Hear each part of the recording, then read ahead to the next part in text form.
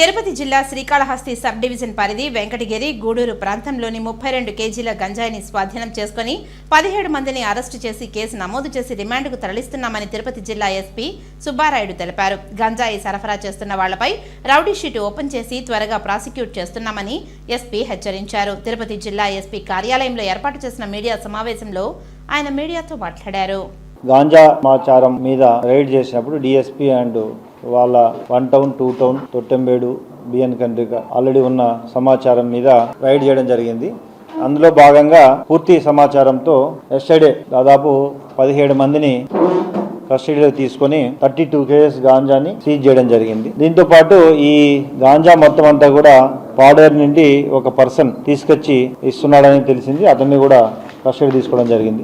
ఈ press meet ద్వారా వాళ్ళతో పాటు కొన్ని సెల్ ఫోన్స్ కూడా సీజ్ చేయడం జరిగింది. ఇంకా జిల్లా వ్యాప్తంగా ఎవరెవరైతే కన్జ్యూమర్స్ ఉన్నారో, ఇంకా మిగతా సబ్ డివిజన్స్ లో ఎవరెవరైతే ఈ గాంజాని బయట నుండి తెప్పించి మిగతా వాళ్ళు సప్లై చేస్తారో వీరందరిపై కూడా సమాచారం సేకరించి ఇంకా అరెస్టులు కూడా చేయడం జరుగుతుంది. ఆల్రెడీ గాంజా టాస్క్ ఫోర్స్ అనేది జిల్లాలో చాలా సమర్థవంతంగా పనిచేస్తుంది. ముఖ్యంగా Tirupati is a transit place to other states. ముఖ్యంగా మనం ఈ మధ్య కాలంలో చాలా లార్జ్ స్కేల్లో ప్రతిరోజు రైల్వే స్టేషన్స్ లో, బస్ స్టాండ్స్ లో పట్టుకోవడం జరుగుతుంది. వీళ్ళందరూ కూడా తిరుపతి నగరానికి తీసుకురావడం కంటే కూడా అటు తమిళనాడు, కేరళ, కర్ణాటక ఈ ప్రాంతాలకి తీసుకెళ్ళడానికి ఇక్కడ దిగి ఇక్కడి నుండి మళ్ళీ ఫర్దర్ ట్రాన్స్మిట్ చేయడం జరుగుతుంది. వాళ్ళని కూడా చాలా మందిని ఈ మధ్య కాలంలో everyday railway stations, trains check చేస్తూ పూర్తిగా నిర్మూలించడం జరుగుతుంది. తిరుపతి ఇటువైపు తీసుకురావడానికి కూడా వీలు లేకుండా అన్ని ప్రాంతాలు అటు గూడూరు, రేణిగుంట రైల్వే స్టేషన్స్ అయితేనేమి అన్ని రూట్స్ కూడా ప్రాపర్ గా కంట్రోల్ చేయడం జరుగుతుంది. అదే విధంగా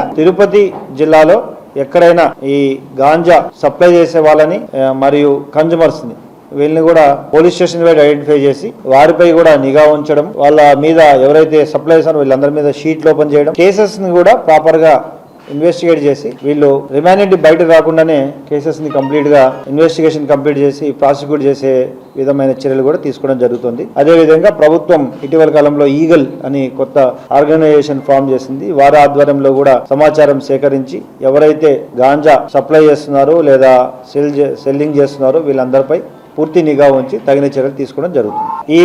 ఈ కేసులో 17 మెంబర్స్ ని అరెస్ట్ చేయడము, తర్వాత చాలా మంది సప్లయర్స్, కన్జ్యూమర్స్ లేరు, సప్లయర్స్ ని జిల్లా వ్యాప్తంగా ఆ కేసు ద్వారా మొత్తం అందరినీ అరెస్ట్ చేయడం, 32 కేసు సీజ్ చేయడం, సెల్ ఫోన్ సీజ్ చేయడంలో ప్రముఖ పాత్ర పోషించిన డిఎస్పీ మా అడిషనల్ ఎస్పీ ఎల్ఎండ్ ఆధ్వర్యంలో డిఎస్పీ శ్రీకాళహస్తి, వారి inspectors 1 town 2 town rural BN Kandrika మరియు ఎస్ఐలు అందరినీ కూడా అభినందించడం జరుగుతుంది.